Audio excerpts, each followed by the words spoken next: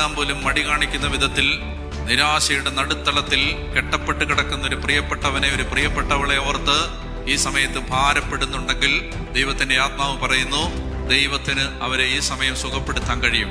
നീ ഏറ്റുപറയണം, ദൈവം എൻ്റെ അപ്പനാണ്. ആബാ പിതാവേ എന്ന് വിളിക്കുന്ന പുത്രന്റെ ആത്മാവിനെ ദൈവം നമ്മുടെ ഹൃദയത്തിലേക്ക് അയച്ചിരിക്കും. ഒന്നിനെ കുറിച്ചും ഭയപ്പെടരുത്, ആരെയും പേടിക്കരുത്, ഒന്നിനെ കുറിച്ചും ആകുലത വേണ്ട. എല്ലാം ദൈവത്തിന്റെ കരങ്ങളിൽ കൊടുക്കുക. അല്പസമയം കൂടി കാത്തിരിക്കുക. വഴികളും വാതിലുകളും തുറക്കുന്ന ഒരു ദൈവത്തെ നിനക്ക് പരിചയമുണ്ട്.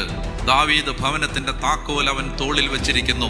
അവൻ അടച്ചാൽ ആരും തുറക്കില്ല, അവൻ തുറന്നാൽ ആരും അടയ്ക്കില്ല. വെളിപാട് 3:7 ആർക്കും അടയ്ക്കാൻ പറ്റാത്തൊരു വാതിൽ ഞാൻ നിന്റെ മുമ്പിൽ സ്ഥാപിക്കും. അതുകൊണ്ട് ദൈവത്തിന് അസാധ്യമായി ഒന്നും ഇല്ല.